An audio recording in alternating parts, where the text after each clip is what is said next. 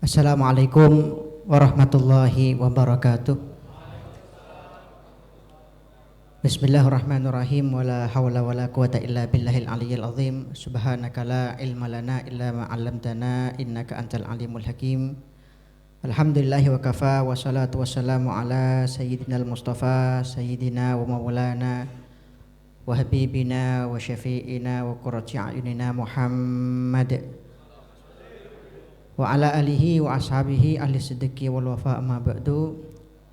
Hadratal muhtaramin wal muhtaramat ingkang kula hormati para alim ulama, para masyayikh, para kiai, wabil khusus beliau ketua PCNU Mojokerto Ki Haji Abdul Azim Alwi, beliau-beliau para narasumber kita pada malam hari ini, Ki Haji Azam Khairuman Najib Hakim Tambak Beras, dan juga beliau Bapak Wakil Bupati Mojokerto Gus Bara.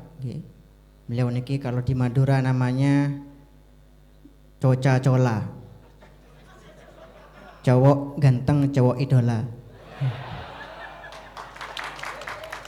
Mudah-mudahan Allah panjangkan umur beliau-beliau fi khairin wa lutfin wa afiyah. Dan juga sosok yang membuat saya sangat antusias hadir pada acara pada malam hari ini, yaitu senior saya dalam dunia perfacebookan, itu Kiai Haji Rijal Mumazik Zionis, atau biasa disebut dengan lakop beliau Al-Bollywoodi. Jujur tulisan-tulisan beliau banyak saya baca dan merupakan motivasi dan inspirasi tersendiri bagi saya untuk menulis khususnya di sosial media. Mudah-mudahan juga Allah panjangkan umur beliau fi khairil wa afiyah. Dan yang juga saya hormati para teman-teman NU Mojokerto, Nahdlatul Ulama Mojokerto wa bawa nimuha dan banom-banomnya, baik dari Ansor, Banser, Muslimat, Fatayat. Mudah-mudahan dengan acara ini kita semua bisa mendapatkan ridho dan barokah dari para muassis Nahdlatul Ulama, para masyayikh kita dari Nahdlatul Ulama, yang mudah-mudahan dengan barokah dan ridho beliau-beliau kita semua Allah jadikan sebagai orang-orang yang sa'idun fid dunya wa sa'idun fil akhirah. Amin Allahumma amin. Alhamdulillah, puji syukur pada Allah Subhanahu wa taala, pada malam hari ini kita bisa hadir acara yang sangat luar biasa, yang mana jika kita orang-orang NU itu terkenal sebagai orang yang hobi tabarruk, hobi ngalap berkah dengan berbagai media, dengan berbagai caranya. Ada yang ngalap berkah melalui ziarah kubur, ada yang ngalap berkah melalui tawassul, atau ngalap berkah melalui memajang foto-foto para ulama, para kiai di rumah-rumah mereka. Tapi bagi saya ngalap berkah yang terbaik niku adalah ketika kita mengalirkan pemikiran para kiai kita. Ketika kita mengkaji para pemikiran beliau, bagaimana kita itu bisa mengalirkan ilmu-ilmu beliau. Karena memang cita-cita dari beliau-beliau ini yang paling luhur, yang paling agung adalah nasrul ilmi, adalah menyebarkan ilmu sebanyak-banyaknya, menyebarkan kebaikan seluas-luasnya. Oleh karena itu apresiasi khusus dari saya kepada teman-teman dari Ansor Mojokerto yang sudah membuat acara yang sangat luar biasa ini. Mudah-mudahan para pengurus Ansor Mojokerto diberikan istiqomahan di dalam berkhidmah khususnya kepada masyayikh Nahdlatul Ulama. Amin Allahumma amin. Oke, bil ikhtisar karena waktu sudah berapa menit nih, tersisa mungkin 15 menit. Tentunya ketika kita membahas sosok tentang Syekhona Khalil, beliau ini merupakan lautan yang tak bertepi. Hanya saja selama ini ketika saya mengkaji tentang sosok Syekhona Khalil dan dari opini-opini yang beredar di masyarakat kita, beliau itu menurut saya sosok yang mungkin bisa kita katakan agak terzalimi gitu ya. Mengapa kok saya bisa mengatakan seperti itu? Karena seorang seperti Syekhona Khalil seorang alim luar biasa, maha guru para ulama Nusantara, itu justru di masyarakat kita lebih terkenal sebagai sosok yang supranatural gitu Ki. Sosok yang sakti, sosok yang apa bahasa Jawanya jaduk nggih. Jaduk majdub, lebih terkenal karomah-karomahnya daripada keilmuannya. Dari segi keilmuannya justru di masyarakat kita lebih terkenal karomah-karomahnya. Nah, padahal beliau ini saya katakan bukan hanya maha guru para ulama Nusantara, bahkan para ulama-ulama di zaman sekarang kita ini, baik itu yang dari Mesir atau dari Mekah atau dari Yaman, kebanyakan mata rantai keilmuan mereka itu banyak yang nyambung kepada guru kita Syekhona Khalil. Karena ulama-ulama di zaman sekarang ini kebanyakan dari mereka mengambil sanad dari musnidud dunia, ulama kebanggaan kita, yaitu Syekh Yasin ibn Isa Al-Fadani. Nah, Syekh Yasin itu banyak mengambil sanad dari dua sosok. Yang pertama Kiai Maksum Al-Lasimi, Kiai Maksum Lasem. Yang kedua Tubagus Ahmad Bakri Asamfuri dari Sempur, Purwakarta, Jawa Barat. Dan kedua-duanya ini mengambil sanad langsung dari guru beliau berdua, yaitu Syekhona Khalil ibn Abdul Latif Al-Bangkalani. Nah, oleh karena itu para zuriyah beliau ya itu beberapa tahun yang lalu punya inisiatif yang berawal dari kecurigaan. Ini Syekhona Khalil sosok alim, alamah, produktif. Beliau terkenal hobi menulis, bahkan ketika beliau masih nyantri. Itu kok karya-karya beliau itu yang muncul waktu itu baru dua. Yang pertama itu As-Silah fi Bayanin Nikah. Yang kedua itu Al-Matnus Syarif. Nah, ini kan tidak masuk akal, seorang ulama produktif, maha guru para ulama Nusantara kok karangannya cuma dua biji aja.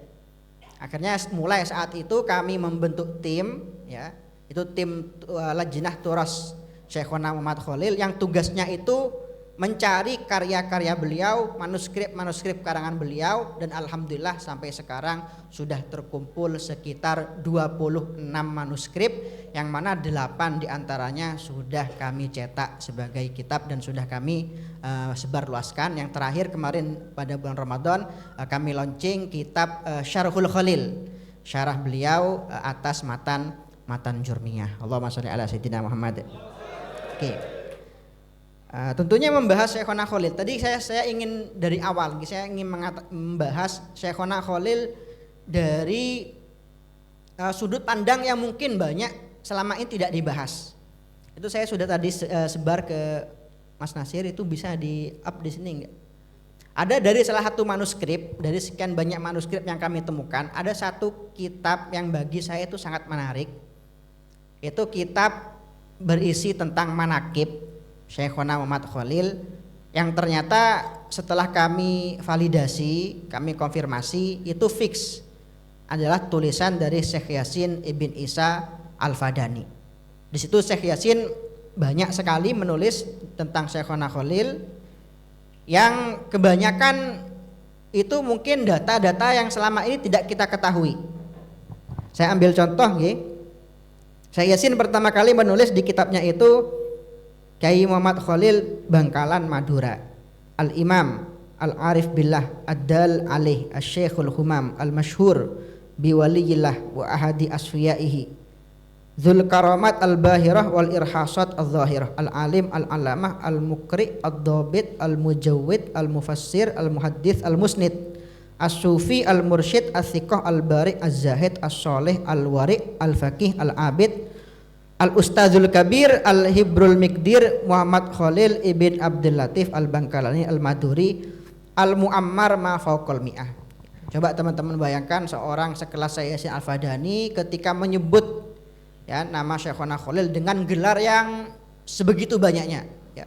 Bukan al-alim al-alamah saja, tapi al-muhaddits, al-faqih dan lain sebagainya.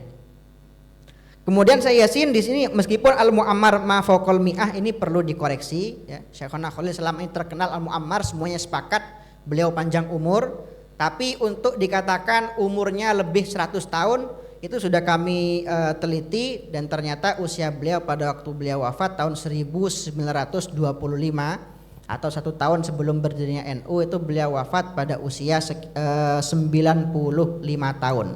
Itu sesuai dengan tahun kelahiran yang beliau tuliskan dalam salah satu kitab beliau. Kemudian nasabuhu, oh ini masalah nasab gak usah kita bahas ini ya, agak kontroversi soalnya nanti. Ya, nasabuhu ini beliau juga sebutkan nasab Syekhona Khalil kepada baginda Nabi Muhammad SAW. Nah ini tidak akan kita bahas di sini ya, nanti bisa jadi viral nanti ini masalah ini. Oke, di sini yang ada beberapa poin yang menarik ya, itu beliau sebutkan, saya yasin di sini, rihlah Syekhona Khalil dalam menuntut ilmu. Ketika setelah beliau jelaskan Syekhona Khalil ini belajar di langitan, pondok-pondok yang lain juga ya, di Bunga Gresik juga, kemudian di Cangaan Bangil.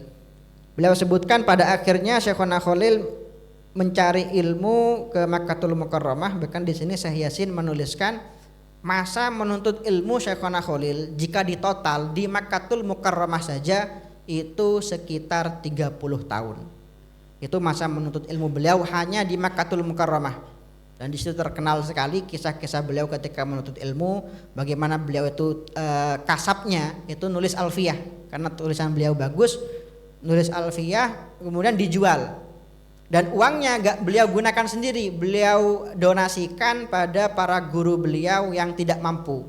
Sedangkan beliau sendiri sehari-harinya itu memakan kulit semangka yang dipungut di tempat sampah. Kulit semangka dipungut, dibersihkan, beliau makan sebagai makanan sehari-hari. Dan beliau termasuk adab beliau kepada tanah haram, tidak pernah mau qada'il hajah di tanah haram. Jadi beliau kalau qada'il hajah ya, buang air kecil, buang air besar, itu keluar tanah haram dulu untuk qada'il hajah. Nah itu bisa ditiru nanti itu buat yang mau. Kemudian disebutkan di sini banyak sekali guru-guru Syekhona Khalil, para musannif terkenal, bahkan salah satunya adalah Syekh Abdul Hamid Asy-Syarwani, pengarang Hasyiah Kitab Tuhfah. Kemudian ada Syekh Nawawi Al-Bantani. Kemudian yang mungkin banyak tidak diketahui, Syekhona Khalil ini disebutkan oleh Habib Salim Jindan juga pernah ke Mesir berguru kepada pengarang kitab yang pastinya kita tahu semua, yaitu Syekh Ibrahim Al-Bajuri. Itu juga termasuk guru dari Syekhona Khalil. Nah, kemudian beliau sebutkan di sini murid-murid dari Syekhona Khalil, ada Ki Maksum, ada Tubagus Ahmad Bakri. Yang menarik di sini yang nomor 6. Itu salah satu murid Syekhona Khalil yang disebutkan adalah seorang wanita, Al-Alimah Asy-Syaikhah Ummu Kulthum binti Idris Basyaiban. Ini seorang wanita, nomor 6. Kemudian di sini juga disebutkan nomor 9 dari Mojokerto, ini murid Syekhona Khalil, Al-Alim Al-Faqih Nawawi bin Abdullah Al-Mojokertawi. Kiai Nawawi wonten di sini namanya Nawawi. Nggih. Ini juga murid dari Syekhona Khalil. Ke-10 disebut guru kita bersama, muassis Nahdlatul Ulama, Al-Muhaddits Al-Musnid Al-Faqih Hashim bin Asy'ari Al-Jumbani Ar-Rais Al-Akbar li Jam'iyah Nahdlatul Ulama, lazamahu muddatan tawilah wa akhadha anhul Qur'an wa nahwu wal fiqh wa ikhtassa fil hadits. Dan banyak sekali yang beliau sebutkan juga data-data dalam kitab ini. Yang paling menarik ini teman-teman, dari kitab ini bisa saya simpulkan ya, bagaimana kita itu memandang Syekhona Khalil bukan hanya sebagai sosok yang punya karomah, bukan sosok yang sakti saja, tapi benar-benar merupakan seorang yang alim allamah. Dan itu yang kami temukan dari manuskrip-manuskrip ya, yang kami cari, kami temukan, itu kami bisa menilai bagaimana karakter pemikiran dari sosok Syekhona Khalil. Contoh dari manuskrip yang kami temukan, salah satunya itu kita bisa menyimpulkan bagaimana ketawaduan beliau yang sangat luar biasa. Itu ada Ki Anwar Batang punya kitab judulnya Aisyul Bahri, tentang hewan-hewan mana yang halal dimakan, yang bisa hidup di laut atau bisa hidup di dua alam. Itu yang di situ salah satu kesimpulannya, yang selama ini fatwa terkenal juga dari Syekhona Khalil bahwa kepiting itu hukumnya halal ya. Itu di sebagian daerah Madura soalnya masih kontroversi. Kepiting itu halal atau haram, bisa hidup di dua alam atau satu alam. Itu dari kitab ini kesimpulannya mengatakan bahwa kepiting itu hukumnya halal. Di situ menarik Ki Anwar Batang meminta takrid ya. Takrid niku napa testimoni nggih dari Syekhona Khalil. Itu beliau kirim ke Syekhona Khalil kitab sudah jadinya, sudah cetakannya. Beliau tulis itu di awalnya Takrid Al-Alim Al-Allamah Syekhona Muhammad Khalil. Itu oleh Syekh Khalil di situ di manuskrip yang ada Al-Alim Al-Allamahnya dicoret. Ya, Al-Alim Al-Allamahnya dicoret. Menunjukkan bahwa beliau tidak kerso untuk dipanggil seperti itu. Saking tawaduknya beliau yang sangat luar biasa sekali. Dan juga dari kitab-kitab yang kami temukan, kami itu bisa menyimpulkan sosok Syekhona Khalil yang sangat perhatian, sangat mungkin bahasa Jawanya ngopeni kepada para santri, kepada para masyarakat. Dari manuskrip yang kami temukan kebanyakan itu adalah manuskrip yang ada di para santri beliau. Jadi beliau niku ngopeni santri bukan hanya ngajar, bukan hanya nunggoni nggih. Tapi beliau itu nulis kitabnya itu dijual kepada para santrinya. Jadi bisa dipastikan kalau misalkan beliau mengajar alfiyah, muridnya 300 orang, itu hampir dipastikan semuanya itu ngaji alfiyah melalui kitab tulisan Syekhona Khalil. Nah, oke. Mungkin bisa dilanjut halaman ini cuma 16 halaman kok. Halaman selanjutnya. Di sini murid-murid Syekhona Khalil 1 2 terus ke bawah terus. Itu nomor 6 yang tadi kita sebutkan seorang wanita Syekh Ummu Kulthum. Kemudian nomor 9 ada Alim Al-Faqih Nawawi, Nawawi Mojokerto. Dan banyak sekali, disebutkan di sini banyak sekali. Syekh Yasin menyebutkan dalam kitab ini bahwa di zamannya Syekhona Khalil itu berhasil mencetak sekitar 500.000 santri. Dan 3.000 diantaranya berjuluk Al-Alim, Al-Allamah, Al-Muhaddits, Al-Faqih wa ghairi dzalik. Terus bisa ke bawah, terus. Oke, terus.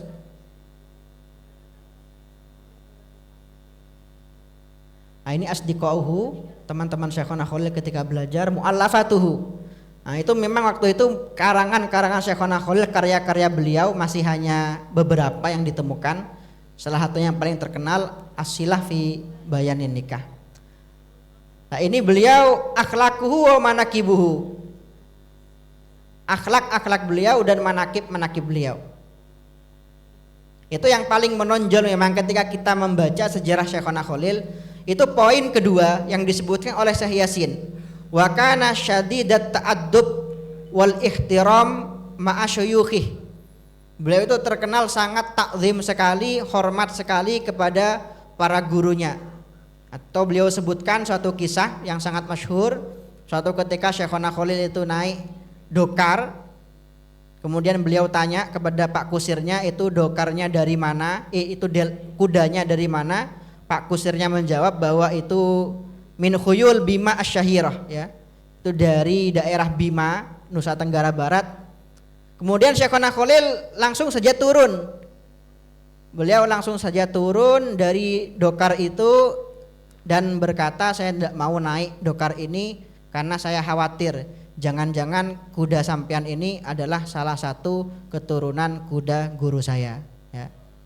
Karena Syekh Abdul Ghani Al-Bimawi itu guru Syekhona Khalil dulu terkenal mempunyai banyak peliharaan kuda. Jadi Syekhona Khalil tidak mau naik dokar ini karena khawatir jangan-jangan kuda sampean ini salah satu keturunan kuda guru saya. Oke, terus? Nggih. Nasabnya dereng jelas. Terus. Ah, ini Ki yang menarik juga. Jiwa sosial dari Syekhona Khalil. Itu yang paling bawah bisa dilihat. Wa kana min adatihi ayatajawwal kulla yaumin ila atrafil Madinah syarqan wa gharban wa shimalan wa januban. Termasuk kebiasaan beliau di tengah kesibukan beliau yang sangat luar biasa, itu beliau selalu menyempatkan setiap hari untuk yatajawwal, napa bahasa nanggi, belusukan. Belusukan ke desa-desa di Bangkalan. Apa yang beliau lakukan? Oyuwazi'u al halwa wan nukut al atfal alladzi yusadifuhum fi hadat tijwal. Di belusukan itu beliau bagi-bagi uang dan permen untuk anak-anak kecil yang beliau temui pada waktu itu. Dan juga termasuk jiwa sosial beliau, itu ada satu cerita yang kami dengar dari para sesepuh kami di Bangkalan. Itu dulu di zaman beliau, Syekhona Khalil itu dikagumi bukan hanya oleh orang muslim.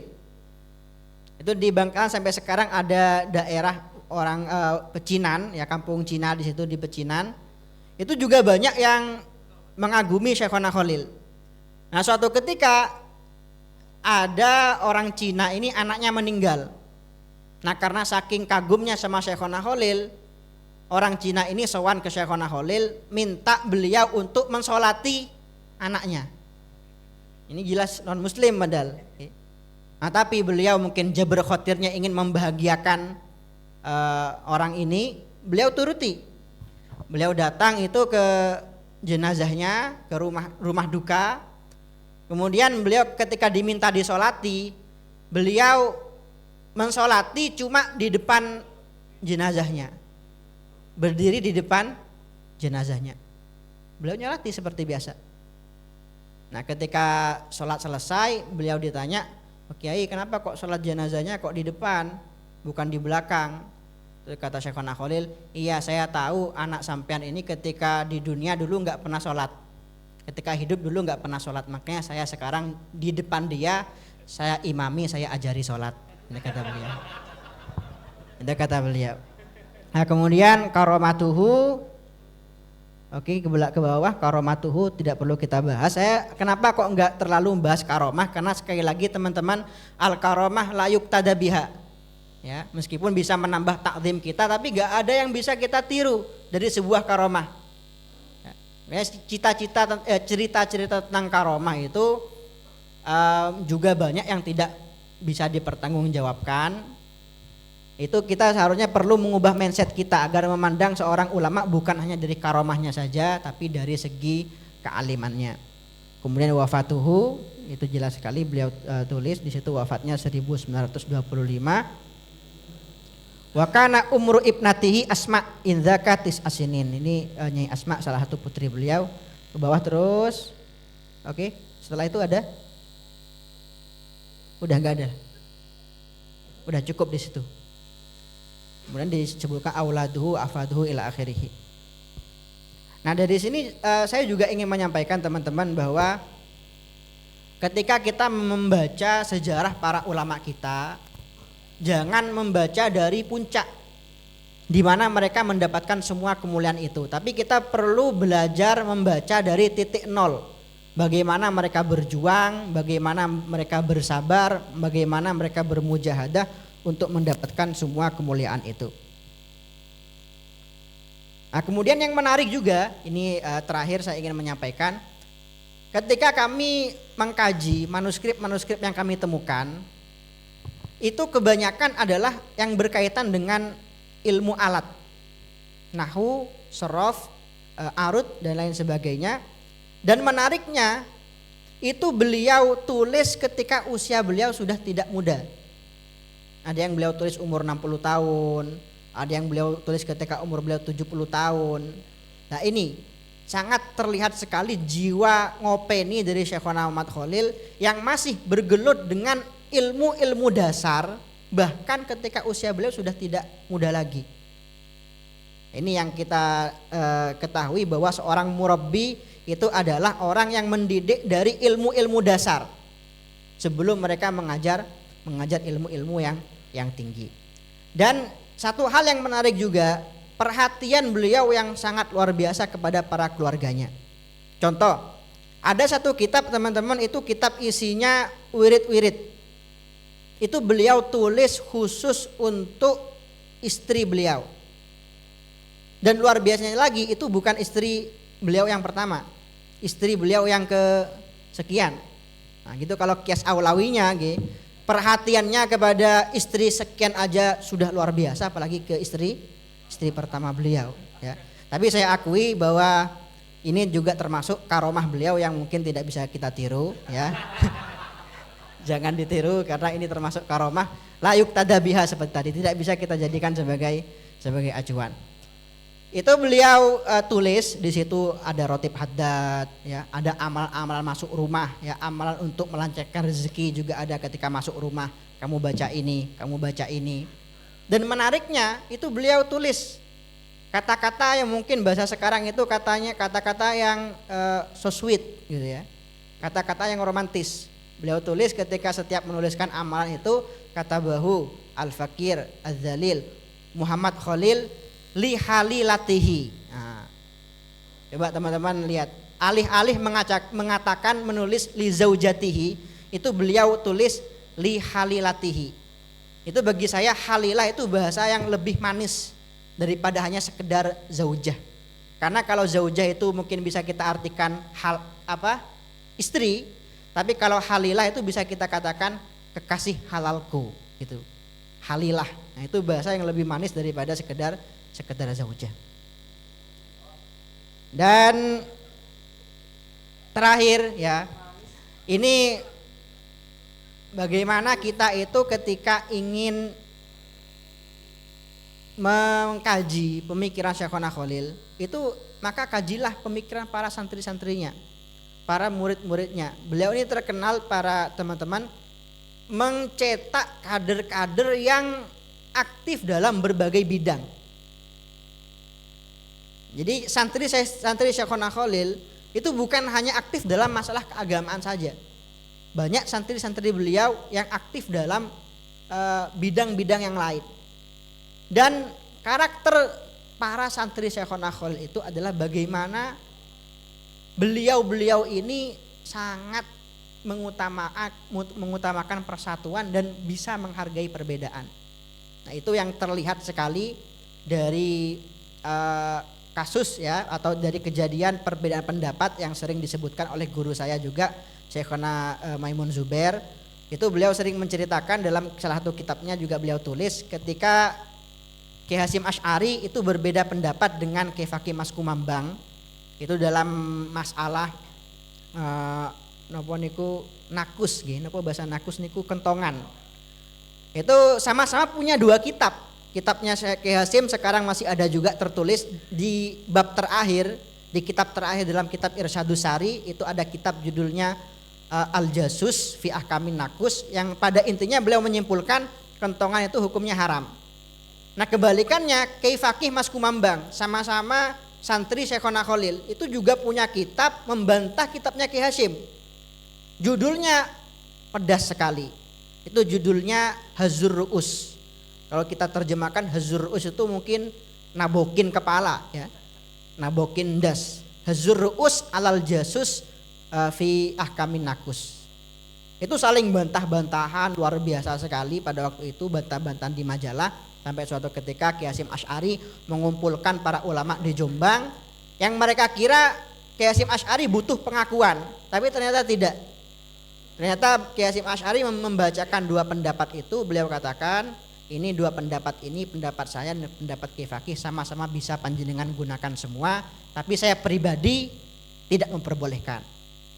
Nah, sebaliknya Kiai Fakih Mas Kumambang pada waktu itu di hari kunjungan Kiai Hasyim Asy'ari ke Gresik ya, beliau termasuk salah satu ulama sepuh di Gresik pada waktu itu menginstruksikan kepada para imam masjid, imam mushola yang ada di Gresik untuk menurunkan kentongan pada hari kunjungan Kiai Hasyim Asy'ari sebagai wujud penghormatan kepada pendapat dari Kiai Hasyim Asy'ari. Mungkin itu teman-teman sekilas yang bisa saya sampaikan tentang sosok Syekhona Muhammad Khalil. Wabillahi taufiq wal hidayah. Wassalamualaikum warahmatullahi wabarakatuh. Waalaikumsalam warahmatullahi wabarakatuh.